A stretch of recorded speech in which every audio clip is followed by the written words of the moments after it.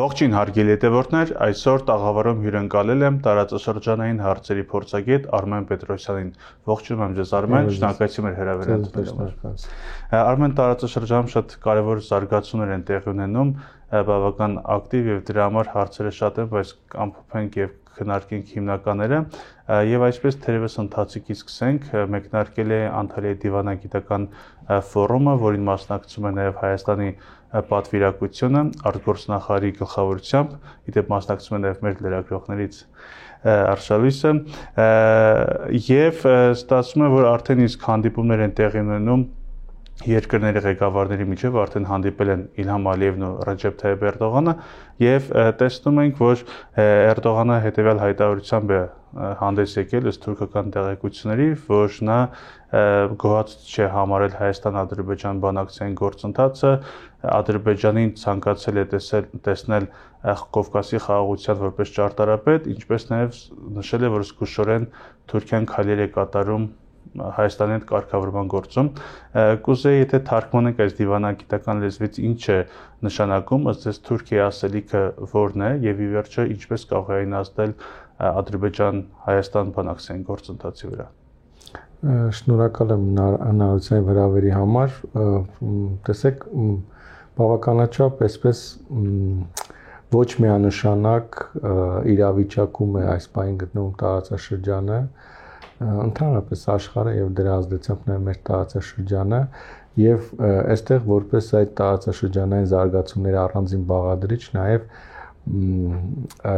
ինչու ոչ Թուրքիա-Ադրբեջան հարաբերությունները իմ կարծիքով նախ այցը Ալիևի այս ֆորումին, Անտալիայի ամենամյա դիվանագիտական ֆորումին ինքը իրավիճակային առումով օգտագործել է հնարավորություն որպես այցի, բայց ես կարծում եմ, որ դա բավականաչափ կարևոր խորքային բովանդակություն ունեցող այց է եւ կարծում եմ, որ այնտեղ այնուամենայնիվ շատ կարևոր հարցեր են քննարկվել, այսինքն Ալիևը հստակ բովանդակությամբ է այցելել, բանակցային բովանդակությամբ է այցելել Թուրքիա։ Այստեղ մի քանի ուղղություններ կարող եմ նշել։ Առաջինը նոր իրողությունները հատկապես պայմանավորված տարածաշրջանի փոքր առումով եւ ավելի մեծ առումով անվտանգության հետ։ Փոքր առումով բնականաբար դա Հայաստան-Ադրբեջան հարաբերություններում արձանագրված զարգացումներն են մասնավորապես խաղաղության համաձայնագրի տեքստի համաձայնեցման ուրեմն գործընթացը, դրա ավարտը եւ դրան Ադրբեջանի պատրաստ չլինելը մեծը դա Իրանի շուրջ ստեղծված իրավիճակն է եւ երկու դեպքում էլ Միացյալ Նահանգների ակտիվացման արձանագրում, իհարկե իրանական ուղղությամբ ավելի ակնհայտ կերպով եւ այստեղ փաստացի տարածաշրջանում փոխվում են բանաձևումներ եւ կարծում եմ, որ այստեղ Ադրբեջանի եւ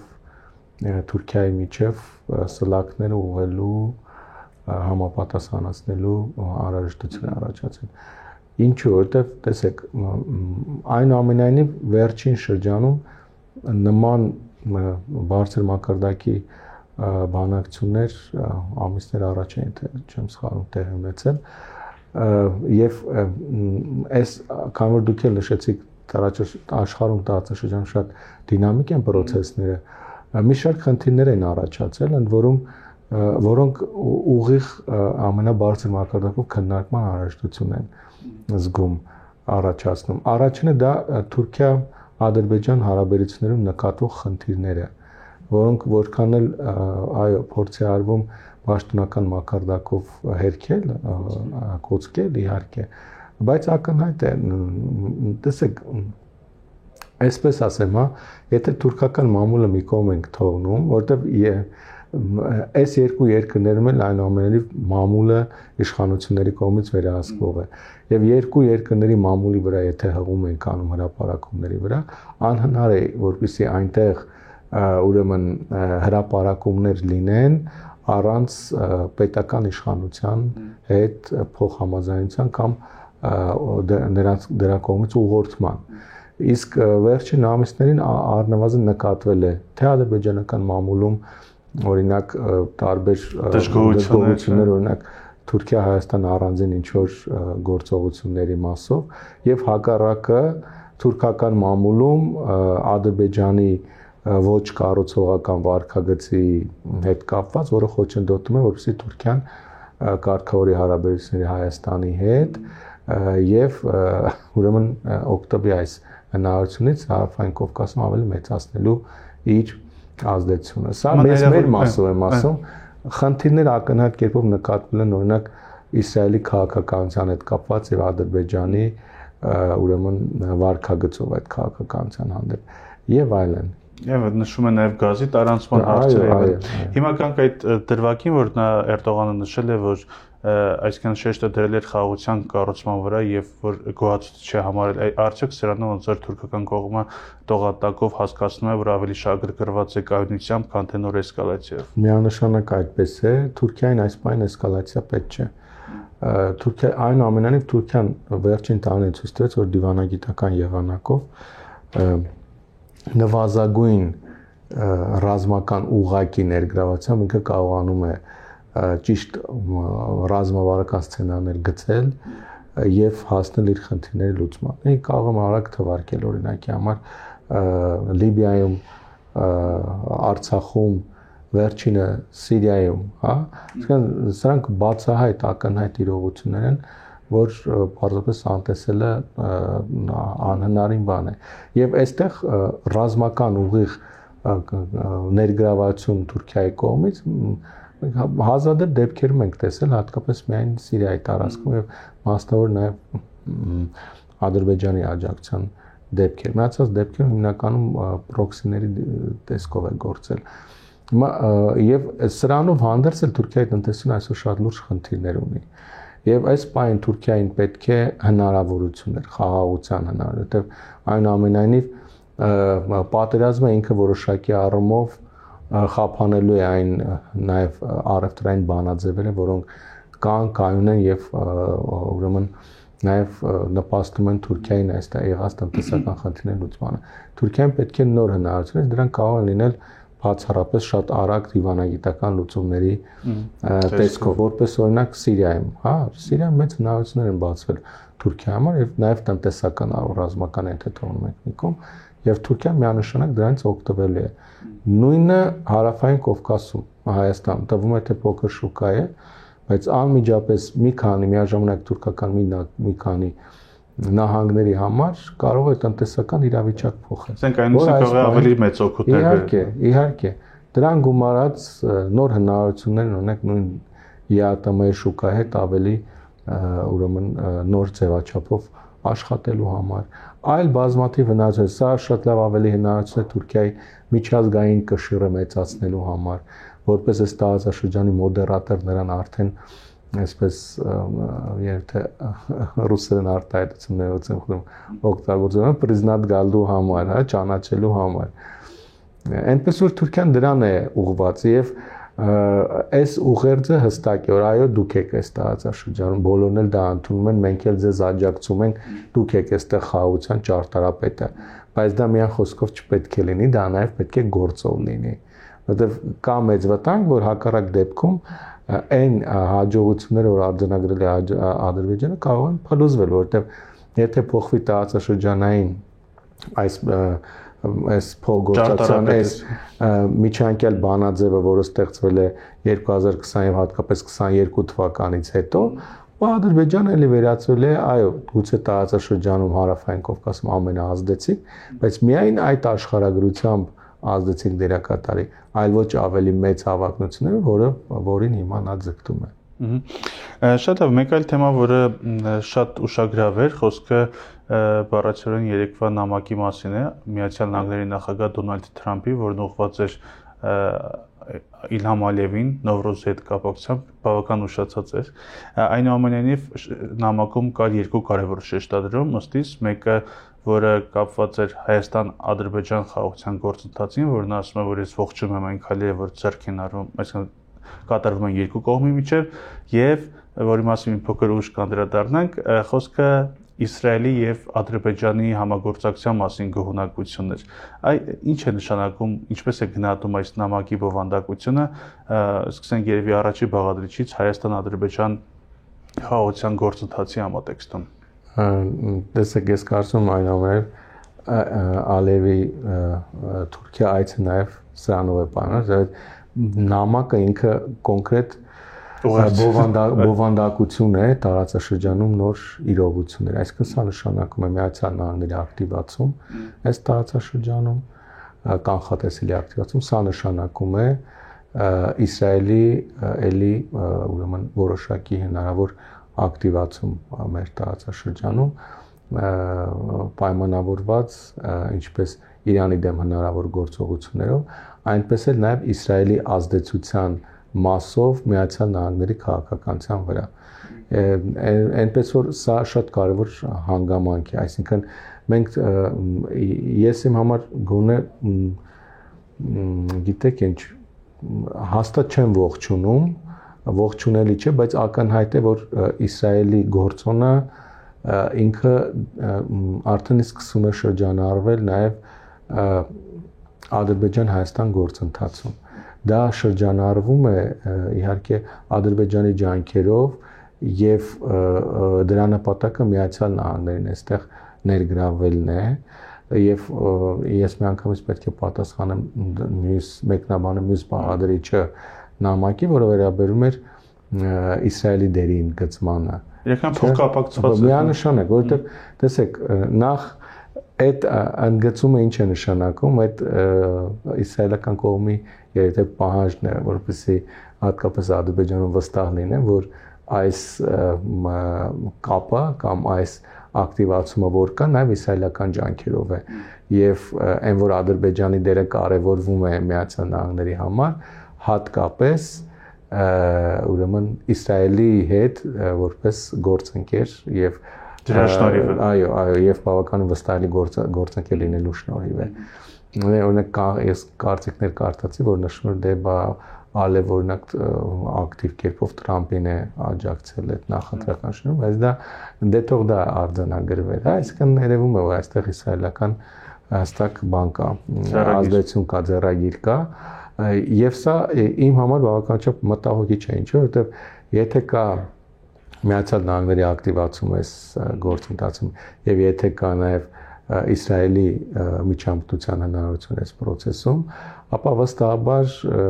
այստեղ լինելու են դիվիդենդներ Իսրայելի համար։ Այս Իսրայելի համար դիվիդենդը դա ուրեմն Իրանի դեմ ինչ որ առումով նոր ձեռքբերումներ ունենալն է։ Եթե դա բերում ենք Հայաստան-Ադրբեջան կարգավորման գործընթաց, այստեղ ապաշրջափակման կոմունիկացիան, միջանցք կոչված է։ Այո, ապաշրջափակման հարցում պրոադրբեջանական, այդ ադրբեջանական դիրքորոշման, ադրբեջանական նախագծին ավելի մեծ աջակցությունը, որը բնականաբար այս պահին մեր շահերից չի կարող բխել։ Ու ամեն դեպքում ես այսպես եմ կանխատեսում առաջիկա զարգացումները։ Այսինքն եթե Միացյալ Նահանգները ներգրավում է ակտիվորեն process-ին, իսկ դա կանխատեսելի է, այդ ակտիվացման ընթացքում նրանք փորձել են արագացնել կարգավորման գործընթացը։ Սա արդյոք ավտոմատ կամ մեծ է հավանականությունը, որ կնշանակի, որ գուցե այն վտանգը կմեծանա, որ Միացյալ Նահանգները այդ կոմունիկացիայի հարցով գուցե բռնեն Ադրբեջանի կողմից։ Այո, հենց սա է, սրա մասն է խոսքս, որովհետև տեսեք, Միացյալ Նահանգների համար միանշանակ ձեռնտու է։ Ну, այսպես ասեմ, հա, արևմուտքի համար։ Ну, երևի թե Միացյալ Նահանգներում այս տեսանկյունից նոր վարչակազմը չել հասցրել խորանալ, ծանոթ հետևանել այս պրոյեկտը, որտեղ բազմաթիվ այլ բնական է առաջնահերթ օրակարգեր ունեն, բայց գոնե այն նախորդից մնացած քարոզությունը, որ սա կարևոր նախագիծ է, այդ միջանցքի կարևոր կապուղիներից է, շրջանցում է Ռուսաստանը եւ այլն դրանքային կապուղ է եւ այլն, սա որոշակի ազդեցություն կարող է ունենալ եւ սրա ազդեցությամբ հատկապես նաեւ իսրայելական լոբինգի ջանքերով գուցե թե այնպես արագացվի process-ը, որ դե ասեն Հայաստանն է միան խոչընդոտողը, թող Հայաստան այդ ճանապարհը բացվի։ Դա որովհետև հակառակ դեպքում այլընտրանքը եթե նկատեցիք զուգահեռաբար կրկին ակտիվացավ իրանական ուրեմն Իրանի տարածքով նոր ճանապարհի վերաբերյալ քննարկումները Իրանի իրենց նախարարը Բաքվում էր եւ մի քանի օր տևած բովանդակային քննարկումներ։ Սա ի դեպ ասեմ, որ քարոզչական առումով միանշանակ շատ լավ օգտագործվելու է նույն այդ միջանցքի ծրագրի մասով, որտեղ դրվում է հստակ, չէ, զեկուցվում է համապատասխան որոշում կայացնել, որ տեսեք, այստեղ ծրագիրը կա, այսինքն Ադրբեջանը ստիպված գնում է նոր ճանապարհով, այսինքն եթե մենք այս ճանապարհը չենք կարողանում ստանալ, ապա կրկին իրանական ազդեցությունն է մեծանում կամ բացում է կապուղի իրանական վերահսկողության տարածքով, իսկ այս պահին բնականաբար Իրանի հետ կապված ամեն ինչ անընդունել է եւ Միացյալ Նահանգների եւ հատկապես իհարկե Իսրայելի համար։ Այո, բայց եթե Ադրբեջանի ցանկությամբ լինի, ապա այստեղ կկանգնեն ըստ այդ պլանի ռուսական ուժերը, իսկ դրանք էլ ցանկալի չեն Ամերիկայի համար։ Դե այստեղ շատ լավ են հաշվարկել, կարծում եմ Միացյալ ադրբեջանցիները խաղի մեջ մտցնելով Միացյալ Նահանգներին, որովհետև եթե Միացյալ Նահանգների ներգրավվածությամբ է ապա շրջափակումը լինում, դա լինում է ոչ նոյեմբերի 9-ի փաստաթղթով։ Շրջանցում է։ Բայց անխոչնդոտությունը դե հենց այդպես է, որ իրենք փորձել են դա ապահովել, այսինքն Միացյալ Նահանգների հովանու ներքո, բայց հատկապես իրենց համար այդպես անխոչնդոտ անցման դրամաբանության մեջ։ Այսինքն ներեք, այսինքն ստացվում է, որ Ադրբեջանը փորձում է այդ առումով էլ շրջանցել Ռուսաստանը։ Այո, որովհետև իրենք շատ լավ հասկանում են պատմական իրավունք, օրինակ կարծում եմ, իրանք վստահաբար շատ լավ հաշվարկել են այս իրավիճակը, այս միջանկյալ ժամանակահատվածը, պատուհանը, որը եթե բաց թողնվի, հնարավոր է նախ ընդհանրապես այդ ճանապարհը կամ միջանցքը չբացվի եւ կամ եթե ինչ որ ապաշրջափակում լինի կամ ընդհանրապես տարածաշրջանում նոր աշխարհաքաղաքականություն սկսի ձևավորվել, ապա դա լինել է ոչ թե նորը, այլ մի քիչ մոռացվածին, այսինքն Ռուսաստանի մեծ ազդեցությամբ, որտեղ Ռուսաստանը հենց որոշակի կայունության հասավ Ուկրաինայում, շատ արագ կերպով փորձել է վերադառնալ մեր տարածաշրջան, որտեղ Ռուսաստանը շատ լավ հասկանում էր այստեղ տեղ ունենում խաղեր, որոնք ուղիղ կերպով վտանգում են իր անվտանգային, տնտեսական եւ ռազմավարական շահերը։ Դրա համար ադրբեջանցիները փորձում են շատ արագ կերպով այս խաղը, այս պարտիան օրակարգ բերել եւ այդ նոյեմբերի 9-ից մինչև նոյեմբերի 9-ից իրենք խուսափում են հիմնականում այսպես Հայաստանի վրա բարթելով ապակառուցողականություն, իբր Հայաստանն է հրաժարվում, հիմա արդեն շատ ավելի այլ բանաձևում, այսինքն գալիս ավելի մեծ խաղացող, որը ինքն է տալիս երաշխիքներ եւ այդ դեպքում արդեն Ադրբեջանն էլ չի կարող հավատարի մնալ նոյեմբերի 9-ին, դա ոնց որ արդեն վերածվում Միացյալ Նահանգները Ռուսաստան ինչ որ բանակցային օրակարգի։ Իսկ այստեղ կրկնում եմ, հատկապես Իսրայելի ներգրավվածությունը ստեղծում է նոր բանաձևումներ, որոնք վստահաբար Ադրբեջանի օգտին են։ Այդտեսը կարում եմ մենք այդ տարածաշրջանը այս գործընթացը մեր տարածաշրջանը զարգացում է վերլուծելիս նշեցիք Իսրայելի գործոնը, որ փորձում է ներկայացնել Միացյալ Նահանգներին ընդդեմ Իրանի, դե բնականաբար չեն կարող հաշվի չառնել Իրանի մոտեցումներն ու դիրքորոշումները, նաև մեր անելիքները, ապա այստեղ կարծեք թե ստացվում է, որ ավելի պատե առիթ չէր կարող լինել, քան այս ժամանակահատվածում, երբ որ հայ-իրանական զորավարժությունները տեղի ունեցան, մանավանդ որ սրանք առաջին անգամ էին պատմության մեջ եւ կարծում եմ, որ սա կարեւոր ուղերձ էին, ինչ կասեք սրա մասին եւ արդյոք այս ուղերձը կարող է ինչ որ կերպ նաեւ խառնել դիմացիների խաղաքարտերը։ Դե տեսեք, այնուամենայնիվ այս զորավարժությունների մասին երկար ժամանակ է խոսվում է, բայց իրենք հենց հիմա իրականացան։ Ինչու հիմա, որովհետև կարծում եմ երկու կողմն էլ հասկանում են, որ հիմա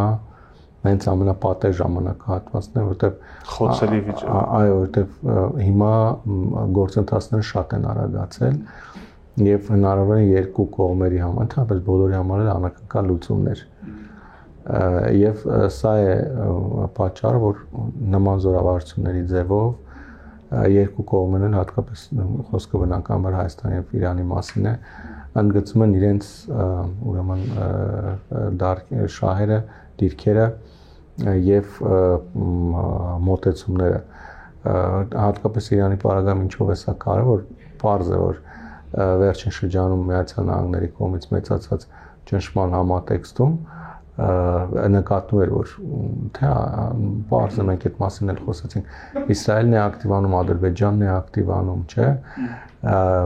եւ կանխատեսելի է, որ կարող են լինել process-ներ նաեւ մեր տարածաշրջանում, որոնք կարող են ուրեմն վտանգել այդ Իրանի կողմից հայտարարված կարմիր գծերը։ Հիմա այս զորավարությունների միջոցով սրանք իհարկե շատ լուրջ քաղաքական ուղերձ են, որ չնայած բարդ իրավիճակին այնուամենայնիվ Իրանը իր սահմաններին ուրեմն իր նշած կարմիր գծերը պաշտպանելուն ունակ է եւ ուրեմն իր ողջ ներուժը ներդնելու է այդ ուղղությամբ։ Իրանական կողմից բնականաբար ուղերձը առաջնահերթ սա է, հայկական կողմից էլ իհարկե սա որոշակի առումով կարևոր ուղերձ է, ինչի, որովհետև տեսեք հաշվի առնելով Միացյալ Նահանգների կողմից դիրքորոշման մասով որոշակի անորոշություն, այս պայն Իրանի դիրքորոշումն է, որը շատ բավականաչափ ուրեմն այսինքն կանխատեսելի է եւ ուղիղ է, հա, հստակ է, այո։ Օրինակ տեսեք հիմա այսպես ասեմ եւ ինչով է կարևոր որ այդ զորավարությունը տեղ ունի, որովհետեւ վերջին ամիսների ընթացքում ադրբեջանական մամուլում վերլուծական դաշտում շատ հաճախ է խոսում որ Սիրիան կորցնելուց հետո այս Միացյալ Նահանգների մեծ ճնշման պարագայում Իրանը այլևս չի կարող մնալ նախկին դիրքորոշմանը եւ արդեն այս կանխատեսել է որ Իրանը փոխում է իր դիրքորոշումը եւ պետք է փոխի իր դիրքորոշումը։ Ես ձեզ ասում առնվազն վերջին 2-3 շաբաթների ընթացքում բազմաթիվ նման վերլուծություններ եւ որոշումը դեպի այսինքն անտարբեր է լինելու, զիջելու է իր Կովկասում, այսինքն թուլանալու է։ Այո, այսինքն այլևս չի պնդելու այդ Զանգեզուր միջանցքը արտադրելու իր անմիջական հարևանությամբ է գտնվում, ինչպես կարող է։ Դե տեսեք, պարզապես հենց սա է, այսինքն քարոզչական ֆոնը նախապատրաստվում է, հա, նման process-ների համար եւ դրանով իրենք փորձում են նաեւ ազդել Հայաստանի դիրքորոշման վրա։ Իսկ այդ համապատկերում բնականաբար այս զորավարությունը նաեւ հերթական հնարավորություններ ուրեմն չեզոքացնելու նման կանխատեսումները։ Սա ինչ որ բացասական արձագանքի կարող է հանգեցնել արևմուտքի կողմից, թե լիովին հասկանալ։ Ես ձեզ ասեմ, ես չգիտեմ իրականում ինչպիսի արձագանք կլինի, բայց այն որ սա միանշանակ օգտագործվելու է Հայաստանի դեմ քարոզչական Ադրբեջանի իհարկե եւ Ադրբեջանը եւ Իսրայելը։ Տեսեք, մի բարձ օրինակ բերեմ, էլի, այսինքն Ադրբեջանը ցանկացած հնարավորություն օգտագործում է Հայաստանի համար խնդիրներ ստեղծելու, Հայաստանի համար ստեղծված որևէ հնարավորություն փակուղի տանել։ Օրինակ Ալևի վերջին հրապարակային ելույթը այդ ԱԴՀ-ի կազմակերպած համաժողովի ժամանակ, այն որ ուղղված էր Սիրիայի իշխանություններին, պատկերացնում եք, այսինքն իրենք Հայաստանի եւ Սիրիայի նոր իշխանությունների միջև ձևավորվելիք հարաբերություններն են անգամ փորձում փչացնել հասկանալ։ Իսկ սա քարոզչական շատ լավ առիթ է։ Ես վստահ եմ, որ իրենք օգտագործել են ցույց տալու, որ այն ժամանակ, երբ որ դուք մեծացնում եք ճնշումը Իրանի դեմ, երբ որ դուք փորձում եք կոնսոլիդացնել ձեր գործընկերներին Իրանի դեմ, Հայաստանը Իրանի հետ զորավարժություն։ Բայց իրենք էլ անցյալ տարի մեն 3 զորավարժություն են անցել տարի եւ դա ինչն է հետաքրքիր, դա Բայդենի վարչակազմի օրոք է։ Որին հիմա իրենք քննադատում են, թաջաներ են։ Արմեն եւ վերջում նշեցիք, որ փորձում է Ադրբեջանը կոնսոլիդացիա ապահովել նաեւ կոմունիկացիա առումով ներգրավելով Միացյալ Նահանգներին, բայց չեն կարող չշրջանցել այն թեման, որ հենց բառացերեն վաղը սպասվում է շատ կարևոր հանդիպում Իրանի եւ Միացյալ Նահանգների միջև, ինչքան որ ասում են անուղակի բանակցություններ, բայց դրանք հենց նույն, այսինքն քաղաքում է լինել նույն սեղանին, բայց այնուամենայնիվ հնարավոր է, որ եթե Աստված տա եւ այդ լարվածությունը պարփվի եւ երկու կողմերը համաձայնության հասնեն, ստացվի որ ադրբեջանական այդ կոնսոլիդացիա ապահովելու փորձերը կամ այդ վտանգները մեծ համար գուցե մասամբ բան չկանան։ Այսինքն կարող է համաձայնությունը փոխել։ Շատ լավատեսական սցենար եք ասում, ես ցավոք սրտի հակված չեմ դրան։ Առնվազն այսպես ասեմ, Իսրայելը շատ փոքրիկ Ադրբեջանը, հա,